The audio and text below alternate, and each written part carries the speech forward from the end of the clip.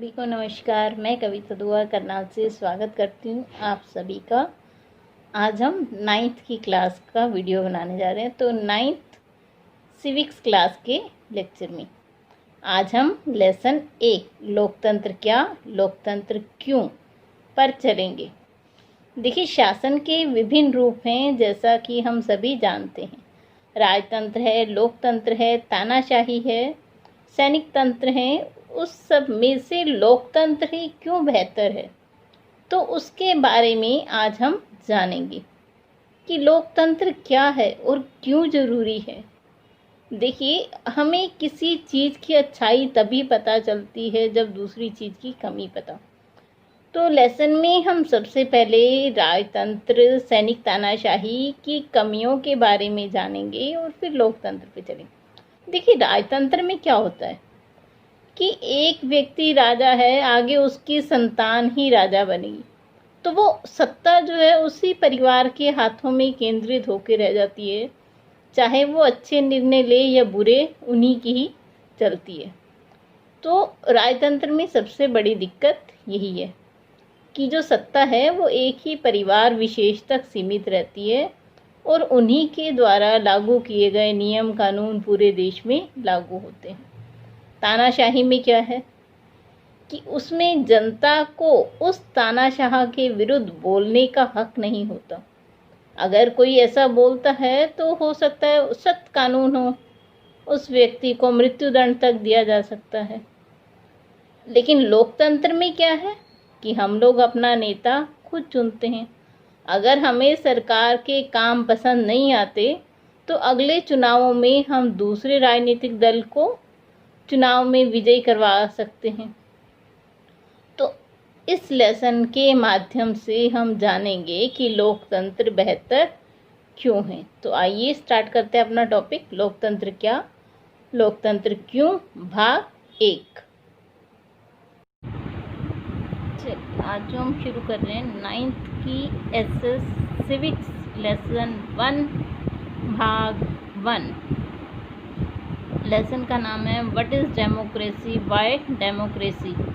लोकतंत्र क्या और लोकतंत्र क्यों लेसन का नाम है। तो देखिए, शुरू करते हैं हम अपना लेसन। सबसे पहले जो हम देखेंगे वो है उद्देश्य। हम कोई भी काम कर रहे हैं उसके पीछे कोई ना कोई मोटिव होता है। ये लेसन हमें बुक में दिया गया 9th के सिलेबस में, तो इसका उद्देश्य क्या है बच्चों को देने का। देखिए, सबसे पहला समझ लोकतंत्र क्या है, इसका ज्ञान छात्रों को देना। दूसरा उद्देश्य क्या है, लोकतंत्र की विशेषताएं क्या हैं इसके बारे में बताना। तीसरा, लोकतांत्रिक व गैर लोकतांत्रिक सरकार में अंतर को समझाना, इसका उद्देश्य है। देखिए, सबसे पहले हम देख लेते हैं कि शासन क्या है। देखिए, कोई भी देश, राज्य, गांव, कुछ भी हो, उसे चलाने के लिए किसी ना किसी व्यक्ति की जिम्मेदारी का होना आवश्यक है। तो लोकतंत्र क्या है, इसमें हम अपने नेता का चुनाव खुद करते हैं। ठीक है जी। अगर मान लीजिए कोई देश को चलाने वाला सशक्त माध्यम ना हो तो वो देश कभी प्रगति नहीं कर सकता। तो आइए जानते हैं कि शासन के रूप कौन से हैं। सबसे पहला देखिए, लोकतंत्र, राजतंत्र और सैनिक तंत्र। राजतंत्र जो कि पहले के समय में मौजूद था, इसके अंतर्गत क्या होता है कि राजाओं का राज होता है। राजा की मृत्यु के बाद उसका पुत्र गद्दी पर बैठता है और देश को चलाता है। लोकतंत्र क्या है, इसमें हम अपने नेता का चुनाव खुद करते हैं और वो नेता हमारे द्वारा जो चुने हुए होते हैं वो देश की सरकार को चलाते हैं। अगला है सैनिक तंत्र। देखिए, सैनिक तंत्र क्या होती है, इसमें सेना देश का शासन चलाती है। आपको अपने पड़ोसी देश पाकिस्तान के बारे में याद है, जिसमें परवेज़ मुशर्रफ जी एक सेना में अधिकारी थे जिन्होंने देश के लोकतंत्र का तख्ता पलट कर वहाँ पर खुद अपना राज शासन स्थापित किया। तो सैनिक तंत्र क्या है? जिसमें सेना देश का शासन चलाती। चलिए इनके हम पिक्चर्स के माध्यम से समझते हैं। ये राजतंत्र की तस्वीर है, मतलब जिसमें एक राजा, रानी और उसका परिवार दिखाया गया आपको। ये लोकतंत्र जिसमें लोग अपनी सरकार खुद चुनते हैं। We the people means everyone, कि हम सभी लोग। उसके बाद है सैनिक तंत्र जिसमें सेना देश का शासन चलाती है। ये शासन कड़ाई से भी चलाया जा सकता है उनके द्वारा। अब हम देख लेते हैं कि लोकतंत्र का मीनिंग क्या है। हमने राजतंत्र जान लिया, सैनिक तंत्र जान लिया, लोकतंत्र के बारे में इस लेसन में हम विस्तार से जानेंगे। तो सबसे पहले देखते हैं लोकतंत्र का अर्थ क्या है। देखिए लोकतंत्र जो है वो ग्रीक भाषा का शब्द है जो डेमोस और क्रेटिया से मिलकर बना है, जिसका अर्थ है लोगों के हाथ में शक्ति। जो लोकतंत्र है उसका इंग्लिश भाषा का शब्द डेमोक्रेसी है। डेमोक्रेसी दो शब्दों से मिलकर बना है, डेमोस और क्रेटिया, तो जिसका अर्थ है लोगों के हाथ में शक्ति। तो अब लोकतंत्र का अर्थ क्या हुआ? लोकतंत्र शासन का ऐसा रूप है जिसमें शासकों का चुनाव जनता करती है। जैसे कि इस समय हमारे देश ने प्रधानमंत्री नरेंद्र मोदी को चुना हुआ है शासक। ठीक है जी, ये लोकतंत्र है। अब हम जान लेते हैं लोकतंत्र की परिभाषा क्या है। देखिए बहुत ही प्रसिद्ध परिभाषा है अब्राहम लिंकन जी द्वारा दी गई। लोकतंत्र जनता की, जनता के लिए, जनता द्वारा सरकार। मतलब इसमें लोग अपना नेता खुद चुनते हैं और वो चुने हुए लोग क्या सरकार बनाते हैं और देश को चलाते हैं। तो देखिए कितनी सरल शब्दों में परिभाषा है। लोकतंत्र जनता की, जनता के लिए, जनता द्वारा सरकार है। आगे चलते हैं हम इसकी विशेषताएं देखते हैं। देखिए लोकतंत्र में क्या विशेषताएं हैं जो विश्व के लगभग देशों में इस समय आपको लोकतंत्र दिखाई देता है। सबसे पहली विशेषता देखिए, इसमें जनता को अपना प्रतिनिधि चुनने की स्वतंत्रता है। मतलब आप किसे अपना नेता बनाना चाहते हैं, आप उसे अपने आप चुन सकते हैं। दूसरा, लोकतंत्र में सामाजिक और आर्थिक असमानताओं को कम करने का प्रयास किया जाता है। मतलब लोगों के बीच में जो सामाजिक और आर्थिक असमानता है उसे कम करने का प्रयास किया जाता है। देखिए जो सरकार है वो कल्याणकारी कार्य करती है। कल्याणकारी कार्यों में ये सब चीज़ें आ जाती हैं कि गरीबी कम करना, लोगों को अधिक से अधिक सुविधाएं प्रदान करना। ठीक है जी, अगला देखते हैं।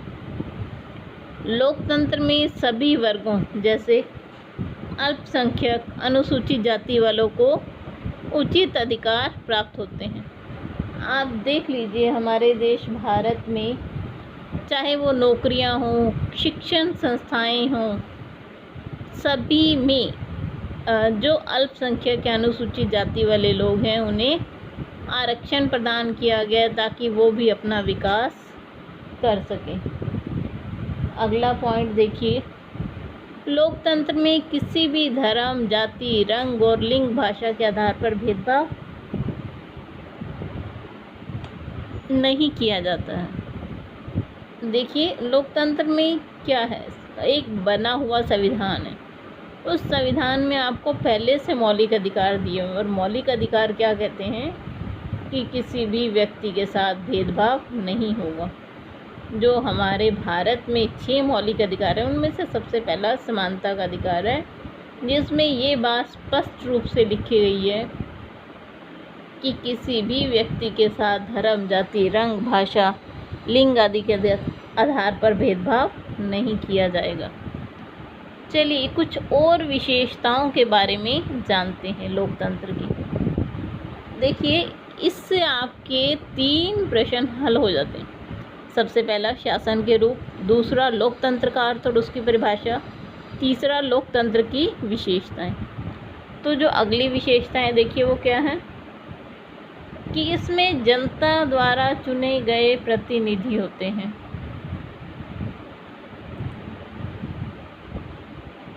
अगर वो उनकी उम्मीदों पर खरा नहीं उतरते, मीन्स उनके अकॉर्डिंग काम नहीं करते, तो अगली बार जनता उन्हें वोट नहीं देगी। उनके पास दूसरे ऑप्शन उपलब्ध हैं, वो दूसरी पार्टी को वोट में इलेक्शन में जितवाएगी। अगली विशेषता देखिए, लोकतंत्र में निर्वाचित नेताओं को नैतिक सिद्धांतों का उल्लंघन नहीं करना चाहिए। अगर वो करता है तो उनके खिलाफ अविश्वास प्रस्ताव लाया जा सकता है। ये जनता उन्हें हटाने की मांग कर सकती है।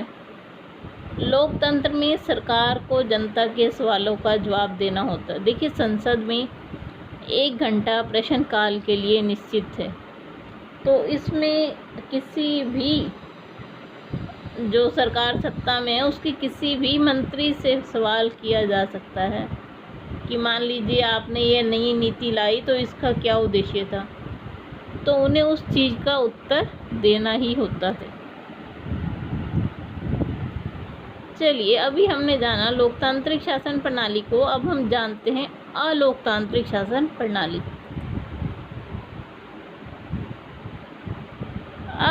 अलोकतांत्रिक शासन प्रणाली क्या, देखिए,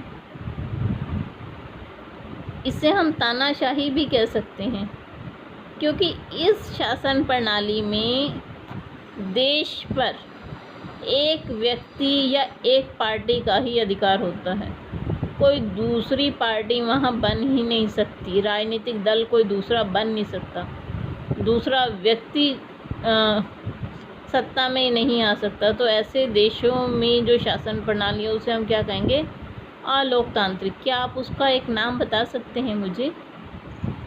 सोचिए, नहीं तो मैं बताने जा रही हूँ अब आपको। देखिए, अब हम जानते हैं अलोकतांत्रिक शासन प्रणाली वाले देशों के नाम। सबसे पहला ही नाम है भारत का पड़ोसी देश चीन, उसके बाद क्यूबा, उत्तरी कोरिया, सऊदी अरब। ये ऐसे देश हैं जहाँ पर कि एक व्यक्ति का ही शासन चल रहा है या एक ही पार्टी सिस्टम है यहाँ पर। चलिए, हमने 4 टॉपिक क्लियर कर लिए अब तक, तो आज के लिए बस इतना ही रखते हैं। कल इससे आगे चलेंगे, बहुत छोटे छोटे भाग में हम लेसन बनाएंगे ताकि आपको अच्छे से समझ आ सके।